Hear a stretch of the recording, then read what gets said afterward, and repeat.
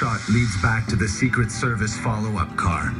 The Secret Service denies that any of their guns were fired that day, yet 10 witnesses smelt gunpowder at street level. I was acutely aware of an odor of gunpowder. If a second gun was fired, whose was it? Veteran police detective Colin McLaren researches this mystery. He discovers that in the wake of the shooting, Dallas policemen interview witnesses at Dealey Plaza. Any detective who's worked a lot of crime scenes will tell you the really best way to solve any crime is through your witnesses. Don't look too far, look on the ground, keep it on the ground, keep it at street level, and keep working your witnesses. They'll solve it for you.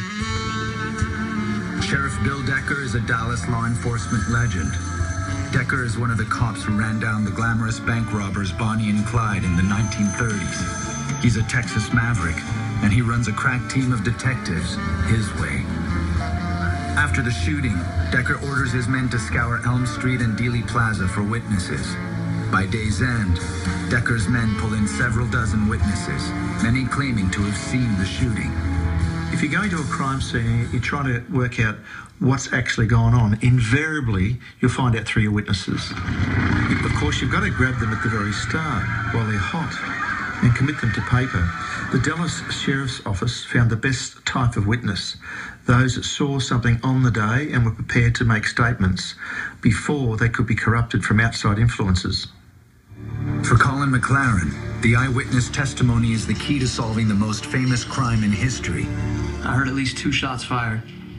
22-year-old Hugh Betzner is standing alongside the motorcade taking photographs. I also saw a man in either the president's car or the car behind his pull out what looked like a rifle. Hugh Betzner is just one of the people to see a gun at the scene. McLaren discovers that there are others.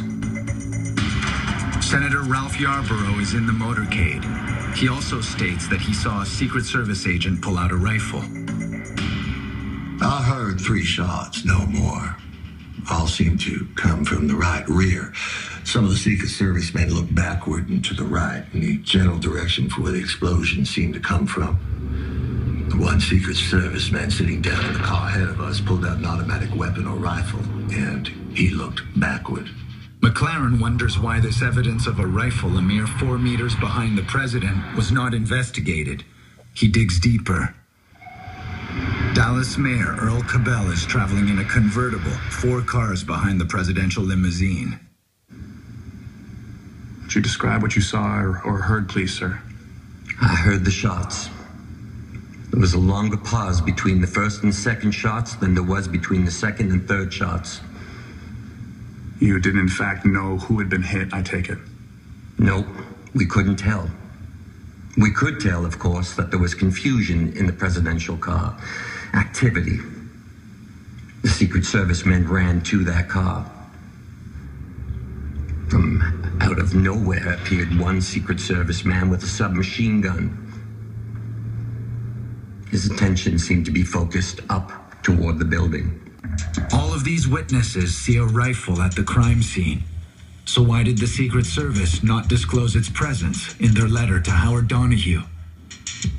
Even Secret Service agent Winston Lawson testifies that he saw a fellow agent holding a rifle.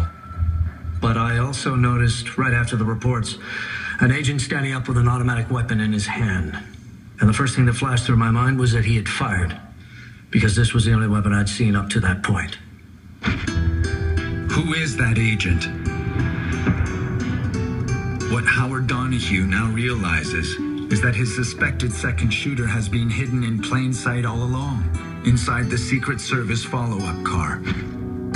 Only one camera captures that agent at the scene with an assault rifle in his hands. His name is mentioned several times during the Warren Commission.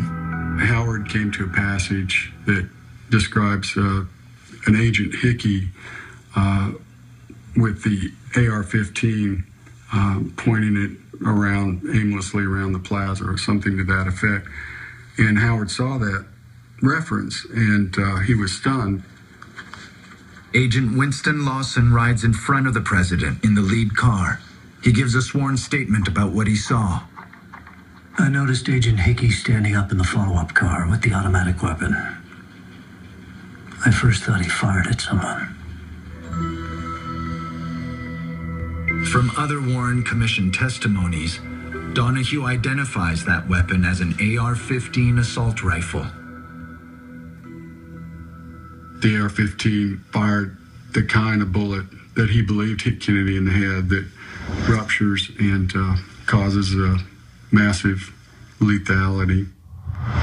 When Donahue went through the Warren Commission reports, he found 11 witnesses that could put the AR-15 in the hands of George Hickey. 2 of them at the time of the 3rd shot, the final shot. Did you hear shots? Yes, sir.